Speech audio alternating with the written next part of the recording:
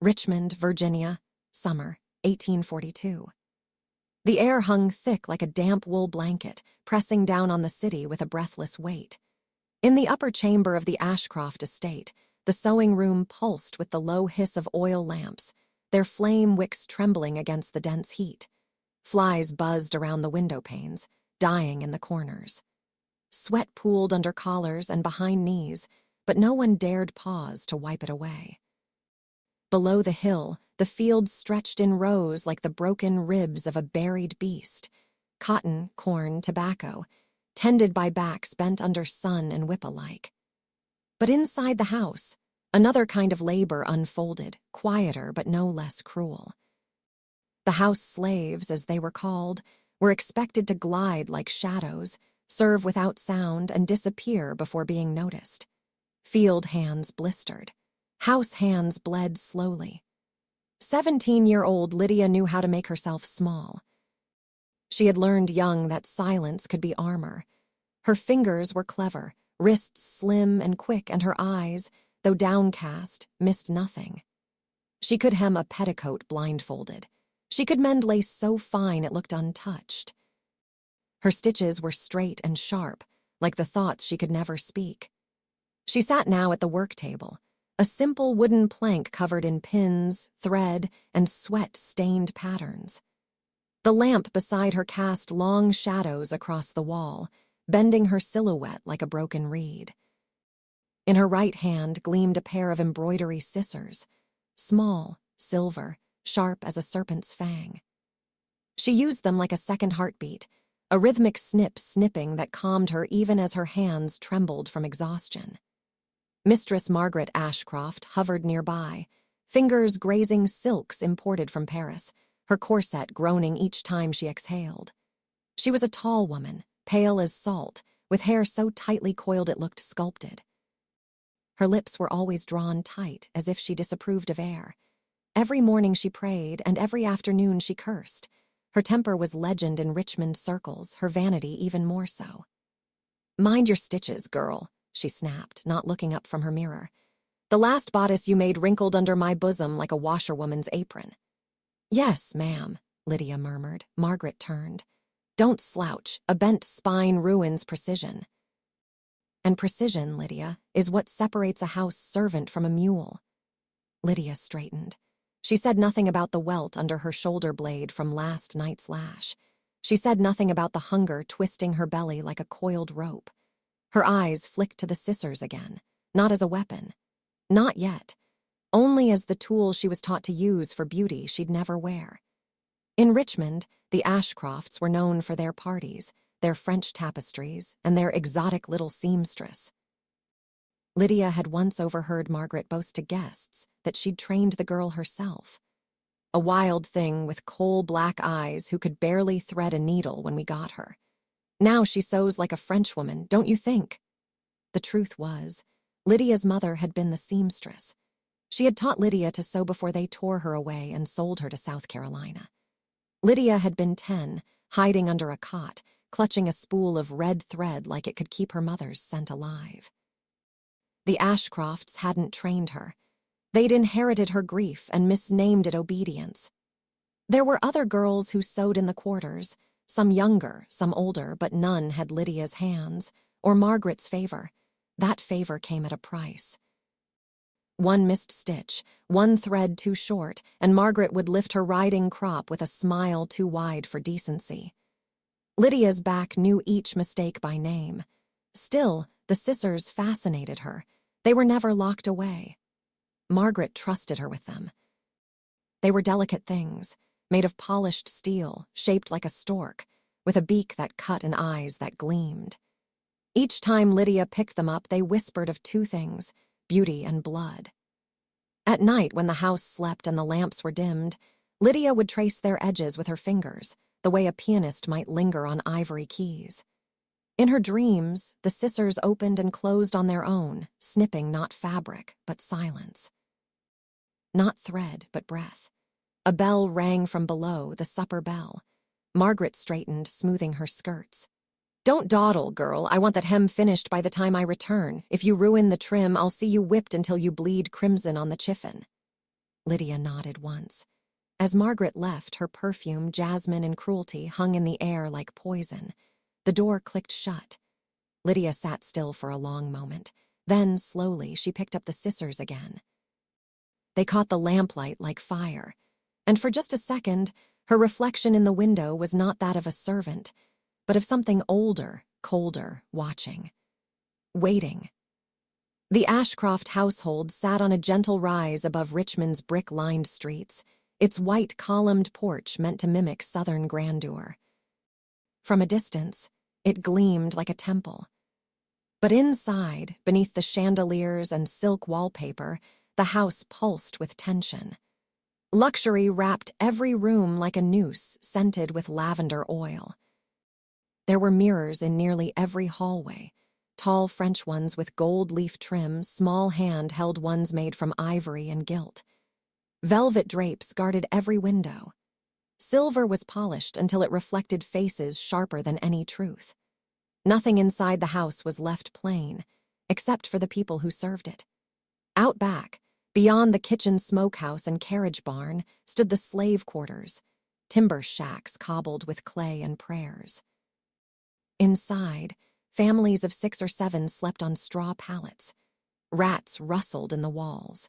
Rain leaked through the roof like an old man coughing blood. Hunger haunted the place like a ghost that never left. In those quarters, children learned not to cry. They learned to swallow dreams like dust. And yet every morning they rose, heads bowed, shoulders already aching to step back into the world that owned them. Lydia had not lived in the quarters since she was 11. Not since Margaret had taken her inside the house to learn proper manners and the art of delicate service. What that truly meant was sewing for hours on end, brushing her mistress's hair while standing on sore feet, and speaking only when spoken to. And sometimes not even then. She remembered the day they took her mother. Richmond had felt colder then, not hot like now. Her mother had been tall, with hands that could braid a rope from broken thread and a voice that could hum storms into stillness. They'd come for her at dawn, a man with red boots and a bill of sale. Lydia had screamed until she couldn't breathe. Margaret had pulled her aside that day. "Don't cry, girl," she'd said. "Tears are for free folk. You're too pretty to waste water." That had been 7 years ago. Lydia never saw her mother again, but every stitch she sewed was a prayer with her mother's name tucked between the threads. Margaret Ashcroft liked to play the role of Southern lady to the hilt. She read her Bible every morning with a lace handkerchief on her lap, donated to church charities in public, and held teas with visiting judges' wives. She called slavery a necessary Christian burden, something God ordained for the sake of civilization. But behind the parlor doors, she was as cruel as any overseer with a whip. She struck with words sharpened like hatpins, drawing invisible blood in the way only a woman like her could. At night, when the parlor emptied and candles burned low, Margaret's mask would slip. It was then that Lydia became more than a seamstress. She became the mistress's favorite shadow. Margaret would sit in her muslin nightdress and command Lydia to sew new frills for her sleeves, to patch her favorite bodices, to unpick the hem on her silk petticoats just because she'd changed her mind about the length. "Faster," Margaret would say, sipping sherry by the hearth. "You're not some field brute, Lydia. You're supposed to be refined. You should be grateful for your position." Lydia never answered. She knew better than to feed fire with breath. One night, after hours of labor with blistered fingers, she had slipped once, pricked herself with a needle and winced. Margaret saw.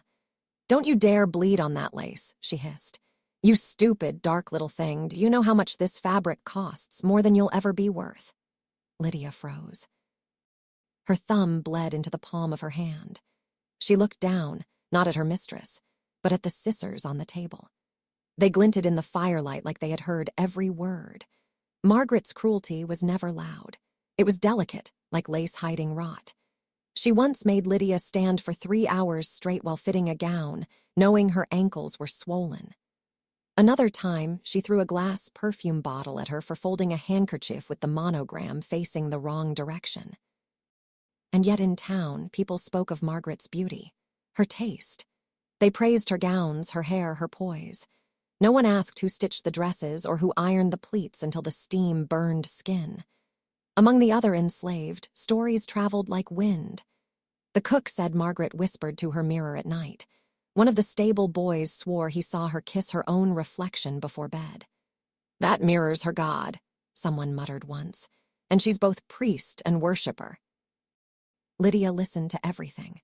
She watched, too, the way Margaret's eyes narrowed before a lie, the way she handled pearls like they were communion wafers, the way her smile never reached her eyes. It was all a pattern, like the ones she cut into fabric. And Lydia had learned something else, how to vanish. She had learned the power of being invisible, of hearing what wasn't meant for her ears. She moved like a breeze through the house, soft-footed and expressionless. Her thoughts stayed folded behind her eyes like tucked fabric. She never spoke unless asked. She never cried, but she remembered. Every word, every bruise, every stitch. And every time she picked up those scissors, her fingers lingered just a second longer on the blades, as if listening to what they might say next. It was a Saturday evening in late August when Margaret Ashcroft hosted her grand summer dinner. The Richmond elite had arrived in carriages polished to mirror shine, their laughter trailing down the gravel path like perfume in heat. Inside, candles flickered in brass sconces, casting long shadows across damask tablecloths and oil portraits of dead Ashcroft men. The ballroom smelled of roasted duck and vanilla cake, wine and sweat, privilege and rot. Gowns shimmered in taffeta and silk. Gloves clung to delicate fingers like secrets. Every woman in the room wore the colors of coin, ivory, gold, or rich wine red. And Margaret Ashcroft, of course, wanted to outshine them all. She had ordered a new gown sewn just for the occasion, French blue satin with silver embroidery, a neckline so low it brushed scandal. She demanded that it be finished that afternoon and fitted in her drawing room that evening, before her guests. Not in private, before them all.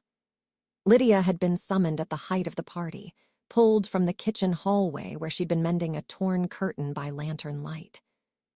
A housemaid whispered, "Mistress wants you now," and she followed the voice like smoke through halls that reeked of perfume and pork fat. The drawing room was thick with chatter when she entered. Margaret stood at the center like a crowned spider, laughing, glass of Madeira in hand. 4 other women, wives of judges and bankers, lounged nearby. Their husbands circled near the brandy. Everyone turned to look at the girl holding the sewing kit. "There she is," Margaret said, smiling like a knife. "The little artist of Ashcroft House. Come, Lydia, adjust the bodice. I swear it's too tight. Or maybe that's just supper settling." Lydia crossed the floor, keeping her head low, heart thudding with every step. She felt their eyes crawl over her, some amused, some curious, 1 or 2 with the polite disgust reserved for chamber pots and barn animals. She knelt beside Margaret and unfastened the silk panel at the ribs. The gown was near perfect. Of course it was. Lydia had spent 20 hours bending over it, hands cramping, vision blurred, but Margaret liked a performance. She tugged at the sleeves and said loudly, "Her stitches are small as lies, but not always trustworthy." Laughter. Lydia's hands moved swiftly. She pulled the needle through the seam to tighten the left side, and then it happened. A breath too fast, a slip too small. The needle caught flesh. Margaret hissed, then gasped. "You!" A pinprick of blood welled just beneath her collarbone. Everything stopped. The guests froze, forks suspended. The candles seemed to lean forward. Margaret's eyes turned to flame. "You pricked me," she said, voice low, dangerous. "You miserable black bitch." Lydia recoiled, mouth opening to apologize, but no sound came. Her hand trembled. The needle dropped. Margaret slapped her. It cracked across the room like a gunshot. The sting burned Lydia's cheek, but the shame burned hotter. Her vision blurred, not from pain, but from the knowledge of who was watching. They were all watching, and none would stop what came next. "Your filthy blood has stained my dress," Margaret sneered, though it was her own blood, not Lydia's. "This gown cost more than your life ever will." She turned to her guests. "Do you see, this is what I deal with, insubordination in silk." The women giggled behind gloves. The men smirked behind glasses. The world grew very quiet. "Kneel," Margaret said. Lydia didn't move. Margaret's eyes narrowed. "I said kneel." Slowly, Lydia sank to her knees. "Lower." Lydia bent her head. Her scalp burned with humiliation. "Kiss my shoes." Someone snorted with laughter. Lydia stared at the polished leather toes. She saw her reflection warped in the black. She saw herself, small, bent, nothing. A servant, a shadow. Her mother's face flickered behind her eyelids. Her mother screaming as they dragged her away. Her mother whispering lullabies while threading needle and cloth. Her mother warning, "They'll smile while they chain you. Don't trust the velvet, baby." A shaking breath. A kiss pressed to the shoe, laughter, applause. Margaret leaned down. "You're lucky I didn't have you whipped in front of them," she whispered. Lydia rose without a word. She did not cry. She did not speak. She walked out of the room, her sewing kit clutched in bloodless fingers. That night, long after the laughter had faded and the guests had left, Lydia sat alone in the attic sewing room. The oil lamp sputtered beside her. A plate of cold cornbread sat untouched. Crickets sang through cracked windows. The scissors lay on the table. She reached for them slowly, ran her fingers along the blades. They were cool to the touch, sharper than memory, gleaming like quiet vengeance. She held them in her palm and stared, not as a servant, not as a girl, but as something that had survived humiliation and found steel on the other side. Outside, thunder rolled, a storm rising from the south. Lydia smiled for the first time in years, not with joy, but with promise. The day after the dinner party, Richmond simmered under a crimson sun, as if the earth itself had blistered in shame. The Ashcroft estate pulsed with its usual rhythm, boots on hardwood, orders barked, silver clinking, but Lydia moved through it like a shadow untethered from its body. No one spoke of what had happened in the drawing room, not aloud.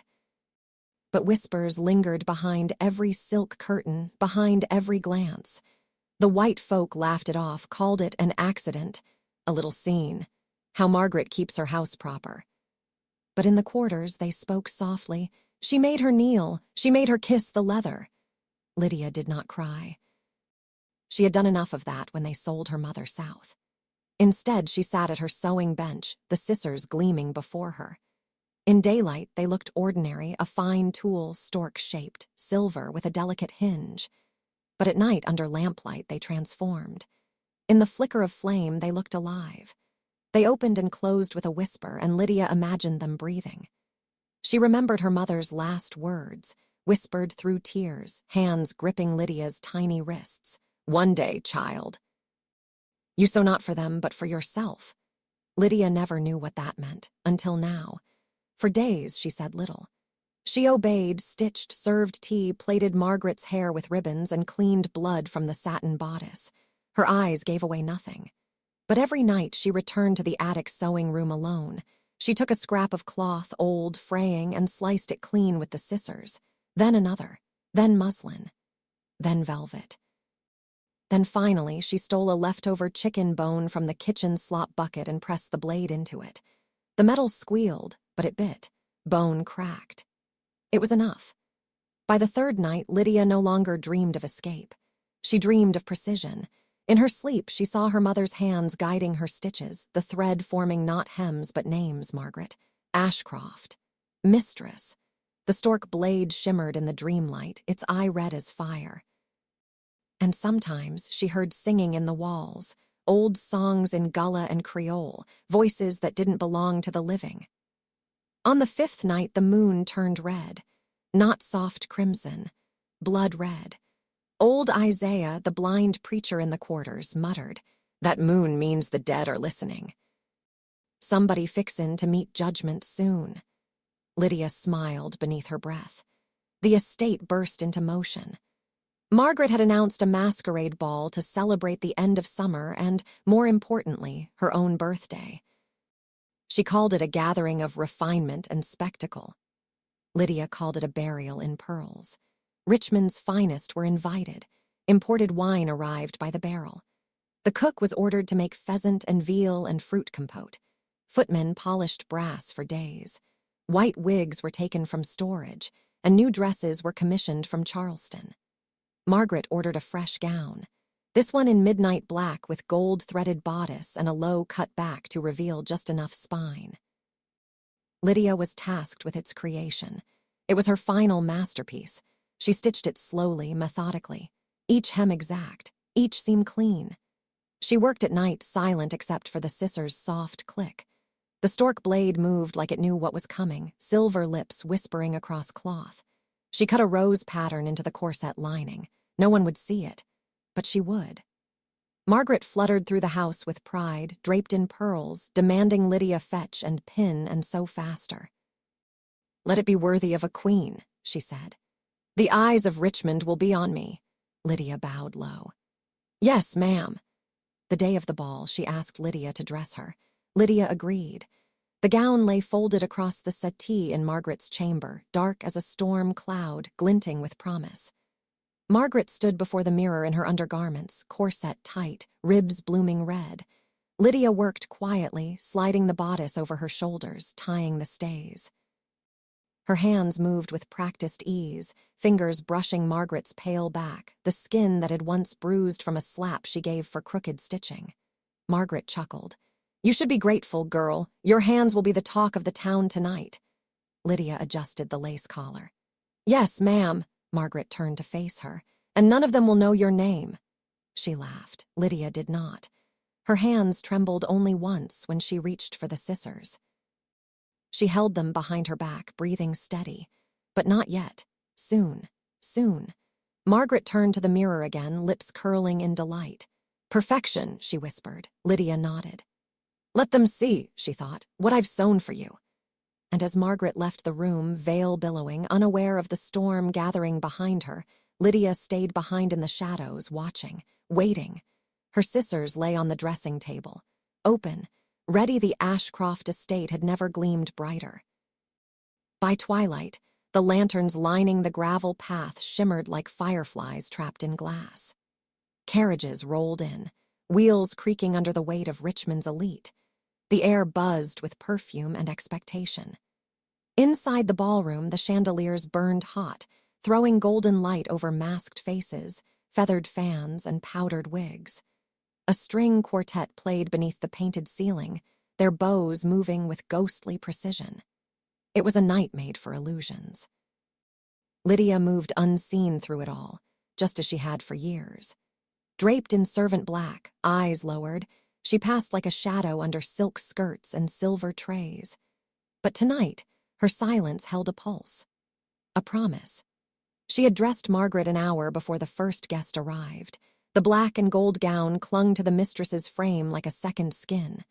Margaret had looked at herself in the mirror and smiled with such cruelty that even the glass seemed to flinch. "I shall outshine every woman here," she declared. "You should feel honored, girl. Your hands serve greatness."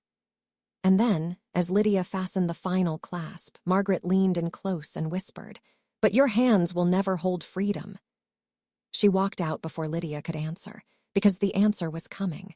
The night unspooled in wine and waltzes. Laughter echoed across the ballroom as couples spun in dizzy circles beneath a ceiling painted with angels. Silver spoons clinked against porcelain. Toasts were made, more wine poured.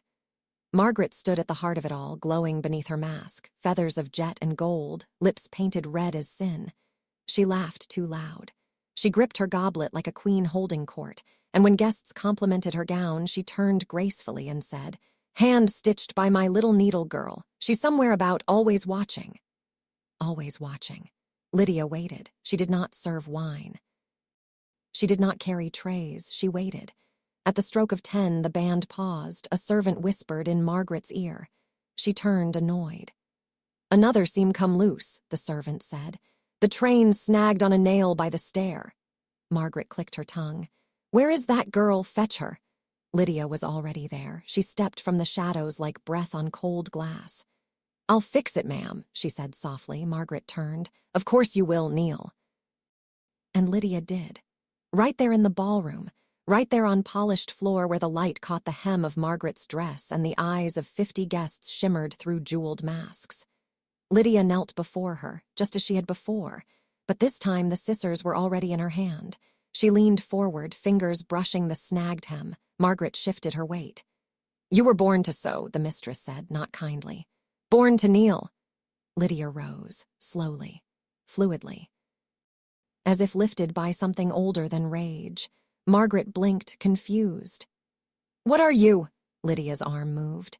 The scissors flashed, a silver arc through candlelight, and then the cut. It was not a scream at first, but a gasp, a wet, startled gasp that cracked open the night like a dropped goblet. The blade sank just beneath Margaret's jaw, dragging clean across her throat like it was silk. Blood sprayed in a sudden bloom, hot and arterial, staining the bodice Lydia had sewn stitch by careful stitch. Margaret staggered backward, hands clutching her neck, trying to hold in the life pouring out. She opened her mouth. Only gurgles came. No words, only red. The gown turned red. The room screamed, fans dropped. Glass shattered. Someone fainted. The string quartet stopped mid-note. Margaret collapsed in a flurry of black satin and twitching limbs. Lydia stood above her, the scissors in her right hand, slick and dripping. The ballroom erupted. Men shouted. Women shrieked. Overseers burst in through the parlor doors, pistols drawn, faces white with panic. But Lydia did not run. She stood still, composed, her dress soaked at the hem with her mistress's blood, her face calm, and when the shouting ceased just long enough for silence to breathe, she spoke. "Now you wear the dress I made." The words fell heavy, echoing through the hall like a curse spoken in a church. 2 men rushed her, grabbed her arms. The scissors clattered to the floor. A trail of blood followed her as they dragged her through the room, past masks now torn off, past Margaret's still body twitching like a puppet with its strings cut, past stunned guests too afraid to speak. They locked her in the wine cellar beneath the kitchen. Iron chains on her wrists, wooden beams above her head, but Lydia never screamed. She sat in the dark and smiled, because it was done. Because the thread had snapped. And because, for the first time in her life, the needle had been hers, the sun had not yet risen when they dragged Lydia from the wine cellar. Chains clanked around her ankles. Her wrists were bound in rough rope, skin already raw. She didn't speak, didn't fight. Her eyes were open, calm, unreadable, as if she were watching something only she could see. By midday, the city of Richmond stirred with scandal and rage. News of the ballroom murder spread faster than fire through dry cane. "She slit her mistress's throat," people gasped in the markets, "with sewing scissors at a masquerade." Ministers shook their heads. Planters doubled their patrols. Ladies clutched pearls and whispered about ungrateful housegirls. Margaret Ashcroft was laid out in her parlor, her ruined throat hidden beneath a white veil, her blood-soaked gown scrubbed clean but never truly white again. The guests who had witnessed it were paid to keep quiet, though many still dreamed of the gurgling sound, the spray of red against gold, the way the girl stood there, unfazed. A day later, Lydia was brought before the Richmond court. She was not allowed to speak in her defense. She was not offered a lawyer. A judge read her crime aloud, murder in the 1st degree against a white mistress in the presence of witnesses. And before the ink had dried on the parchment, he declared, "Execution by hanging," to be carried out at dawn. The trial lasted 9 minutes. She was 17. They walked her to the gallows in a borrowed shift, barefoot. Rain misted the dirt road, soaking the rope fibers and dampening the murmurs of the crowd that gathered like crows. Free folk stood behind soldiers. Enslaved folk stood behind fear. Some whispered prayers. Some whispered her name. Old Isaiah, the blind preacher, stood near the edge of the field, murmuring psalms no one remembered learning. Lydia looked forward, not up, not down, just forward. The gallows creaked as she climbed the steps. The executioner tightened the rope around her neck. A soldier asked if she had any final words. She shook her head. The silence unsettled them more than screams ever could. She did not beg, she did not plead, she did not blink. The rope tightened. The trapdoor opened, her body dropped, and when it stopped swinging, they said her face still held peace. As if something inside her had never been theirs to begin with. But the story didn't end there. It never does. Margaret Ashcroft was buried in her family vault beneath a marble angel that wept rainwater onto the stone. But her home, her proud white mansion on the hill, began to rot from the inside. The bloodstains in the ballroom never quite faded. They scrubbed the floorboards with vinegar, lye, and even imported soaps from France. But under the right light, red would rise like ink in water. A guest once slipped on the exact spot where Margaret fell. Another swore they heard whispering from the sewing room upstairs, though no one was there. The sisters were never found. Some say they were buried with Lydia. Others claim they vanished before her body hit the dirt. But strange things began to happen in Richmond after her death. Seamstresses, both white and black, told stories of scissors snapping open in empty rooms, of needles found stabbed into the walls, of thread unraveling on its own, leading like a trail toward attic doors that had no keys. One girl swore she heard footsteps pacing the floor above her at night, measured, patient, always in sets of 3. Snip, snip, snip. In the quarters, old women told children, "Don't mock the seamstress after dark. She hears through the cloth. She stitches curses with silence." Even decades later, after emancipation, the legend lingered. The Ashcroft estate was sold and resold. No family lasted longer than a season. Some said the house groaned when women entered. Others said that if you left a pair of scissors open in the attic, you'd hear them close during the night, gently, firmly, as if a hand still guided them, as if a girl still worked. Even now, in the sewing circles of Richmond, an old warning is whispered beneath breath. Mind your cuts. Honor your cloth. The girl with the scissors watches. They say Lydia never truly left, that she walks the attics of Virginia, unseen, unfelt, unheard, but always present. And in the dead of night, when the wind rattles old windows and the floorboards sigh with memory, some still swear, Lydia still sews in the shadows, but her stitches are red, and every thread remembers.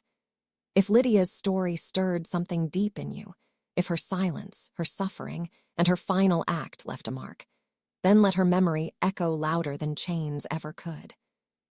Tell us in the comments, do you believe stories like hers should still be told? Were you haunted by that final line, "Her stitches are red, and every thread remembers"? Share your thoughts, your chills, or your reflections below. And if you believe that the past still whispers through the seams of history, subscribe to our channel for more true tales of defiance, legacy, and the voices they tried to silence.